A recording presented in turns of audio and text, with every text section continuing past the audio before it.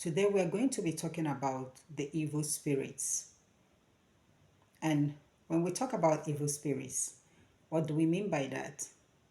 Evil spirits are the souls of dead humans, the people who died in a manner that they are not supposed to be, the people who died in ways that are not supposed to be. These are the souls of such people that are roaming around the surface of the earth, tormenting the living. These are the evil spirits. They are actually the demons that we talk about. Now, how do you know about this? Before a spirit can be tagged an evil spirit, it starts when the person is a human. There are a lot of people whose characters are questionable here on earth. There are people that you will see and you keep on wondering if this person is actually a human being or not. There are people whose behavior are so pathetic, so disgusting. People who do not have value for human life. People who do not care whether anybody exists or not. They can do whatever it takes to do in order to bring another person down. And these will be their lifestyle. They will continue living like this until the last day of their life. And then when they leave this world, there is no way their spirit will just turn around to become a good spirit. It's not possible because they'll still want to continue their lifestyle when they were on earth. And that is when they will start tormenting the living. More also, there are people who has passed away so sudden in ways that they are not supposed to. More especially, a lot of people that passed away through motor accidents. Their souls will find it difficult to rest. They will keep on hovering around the surface of the earth. And before you know it, they will start tormenting the living. And most of the times, their reason for tormenting the living is because their cases were neglected. No one cares. They are dead, they are buried, and that's it. And so for them to make you understand what actually happened, they start tormenting the living. These are the evil spirits. There are a lot of people whose death happened as a result of what another person, did to them. And these spirits may not be the forgiving type. If you are a human being, you will know if you have a forgiving spirit or not. And if you do not have a forgiving spirit now that you are alive, when you pass away, that spirit is still active and alive. Spirits do not die. The flesh dies. The flesh rots, but spirits do not. So when such people pass away, their spirits become evil and start tormenting the living. And that is what we call the evil spirits. Now, a lot of us are passing through so many things, so many negative occurrences in our lives as a result of these evil spirits. And I'm going to give us a particular example. There are a lot of people who are living in haunted houses, even as we speak now. So many of us are living in haunted houses. And when we talk about haunted houses, what do we mean? These are the houses that these evil spirits torment. These spirits dwell in these houses and they carry out their activities always in these houses. And their activities are nothing but destruction, distraction. That is what they are. That is what they do in these houses. Now, why is it so? So many of those souls, when they were alive, were actually, let me put it in a softer way, they were actually deleted in that house. There are a lot of people whose death occurred as a result of another person. And when these people pass away, they still dwell at that place where their death occurred. If someone was unalive in a house, no matter how if you like, take the body to the village and give the person a befitting burial, after that burial, that person's soul is still going back to that house because it wasn't actually time for the person to pass away. The person was actually unalived by another person. And so the soul is going to dwell at that place where he or she was unalived. And they will start tormenting every occupant of that house. And now you, the living, the innocent one, who didn't know what happened, you rented an apartment, you moved into that apartment, and after some time, weird things starts happening. And what are those weird things?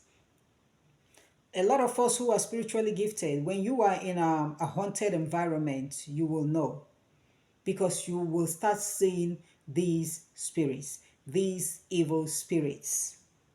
You will start seeing them. And when you start seeing them, as someone that is spiritually gifted, you'll be able to differentiate between a good spirit and a bad spirit. A good spirit will never attack you. A good spirit is always on the lookout in search of solution to problem, to create awareness, to let the living know about what has happened or what is about to happen. But the bad spirits, the evil spirits, are always out to retaliate, to revenge what was done to them. They want to do it on someone that is innocent. And it is because they do not have flesh and blood anymore. They don't care if you are innocent or not. It's none of their business. All they want to do is to retaliate. Now, for those of us who cannot see the spirits, I'm going to tell us the things that you'll be experiencing in your life that will let you know that the house that you're staying is haunted.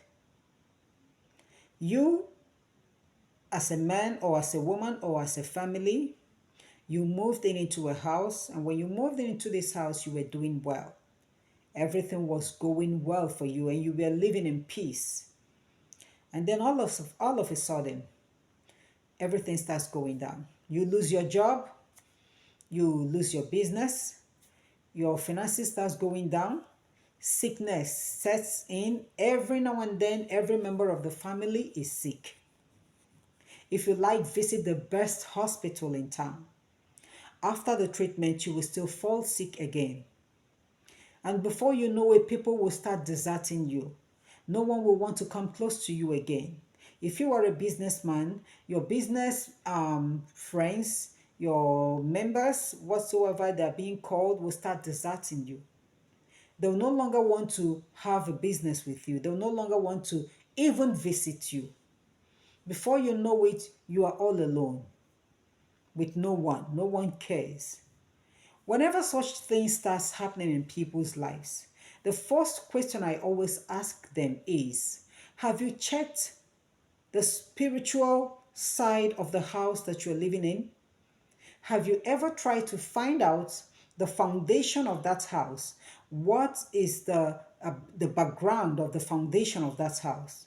Because most of the times, some of these houses that people live in, their foundations were built on human blood, on human flesh.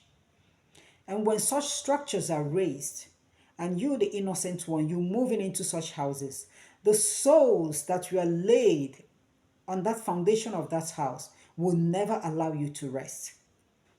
These souls will keep on tormenting you just to notify you that something is wrong with the foundation of the house, and whereby you have chosen to be adamant or to be blind, not to see what was going on, they will use everything possible to torment you. And that is why that you see your finances and everything around you starts crashing. And sometimes we point fingers, accusing fingers at innocent people as the ones that are behind what is happening. Meanwhile, the problem is the house that you are living in. It is a haunted house. You are actually disturbing those spirits in that house because that is their final resting place.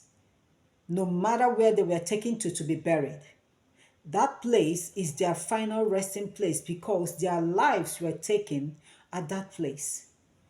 And I don't advise people to live in such houses. You cannot fight the devil in the devil's territory. You will not win that battle. I want you to know it now. Do not deceive yourself that the devil doesn't have any power. Do not let anyone deceive you with such statements. God never took away the devil's power. He only chased the devil out from heaven, but didn't take away the powers of the devil. So you cannot fight the devil in his territory. If the souls in that house are tormenting you and disturbing you and causing you to crash in life, the best option for you is to leave that place, leave that house, move out from that house. Failure to move out from that house, it is not just only crashing your finances and bringing you down financially and causing trouble in your homes, but if care is not taken, you will start losing lives in your homes, because they're gonna come to take lives, and they do it through sickness. Sometimes they do it through motor accidents, because as you are sleeping in that house, they will master all of you, each and every one of you. And that is why you see someone go out without knowing that there is a monitoring spirit following that person. Those monitoring spirits are these evil spirits that we're talking about, because you actually came to their abode to disturb them, and so they're going to disturb you in any way possible. So if you're living in such houses where you see weird things happening, you are in the house and there is no breeze, there is no wind, and yet your doors keep on closing and opening, ask questions about such houses. You are in a house and every now and then the lights in your house are flickering, they're turning on and off every now and then without anybody, and it's not an electrical fault. Ask questions about such buildings. You are in a house, you are doing well when you moved into the house. You moved in with 2 cars, 3 cars, and before you know it, you only have 1 car, and that car is about disappearing. Ask questions about such houses. Or maybe you have your business somewhere, you're in a house, in an office, or at the marketplace, your business premises. You were doing well before you moved into this office. And before you know it, you are going down financially and physically. Ask questions about such structures. The people that own these structures will not come out to tell you what they have done to raise the structures. They won't do that. But I always advise people, before you move into anywhere, be it a residential house or your office, your business premises, before you move in, please make sure you invite people who are spiritually gifted to go with you to that house. If you are spiritually gifted and you enter into a place being tormented by the evil spirit, you're going to know. In case you do not know, I'm going to tell you how you're going to know. If you enter into such places, the first thing you feel is the chills. Whenever you feel the chills all over your body, goosebumps all over your body, in an empty place, but you are feeling goosebumps, you are feeling chills, the best thing is for you to leave that place. Because it is only the evil spirits that can give those chills. It is the evil spirits, and it is their system of chasing people out. It will look as if the cold is too much. It will look as if someone opened up a deep freezer and you start feeling that cold in an empty environment.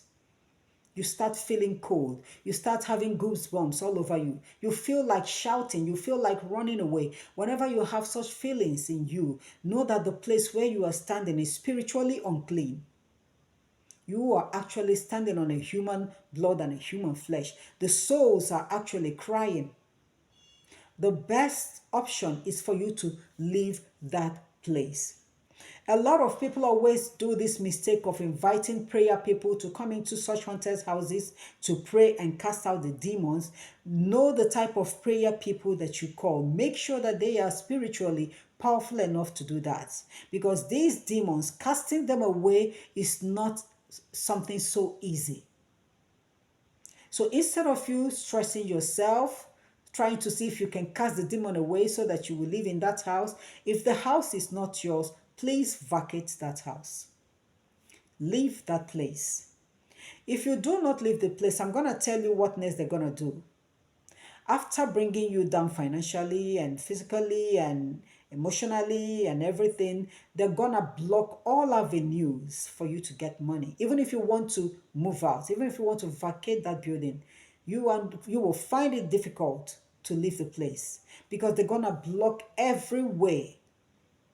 You cannot get anything anymore. You will find it difficult leaving the house. Why? Because they want to carry out their last mission, and that last mission is to tamper with human life so that you join them fully.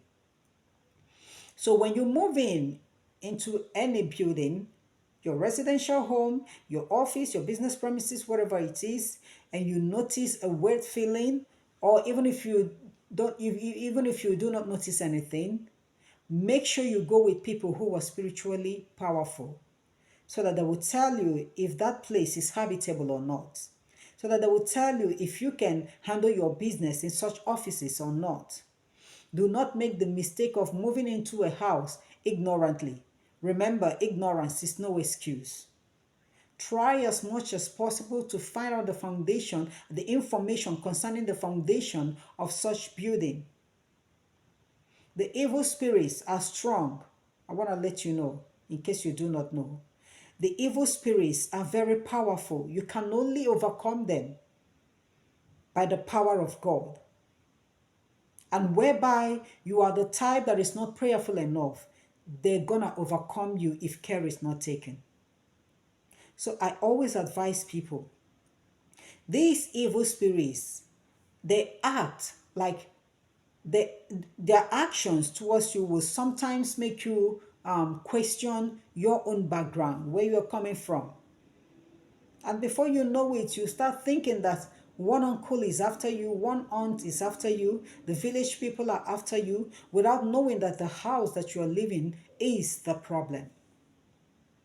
Have you ever seen people or heard people talk about like you dropping your belongings here in a house, you went out and then you came back and noticed that the things you dropped here are no longer here?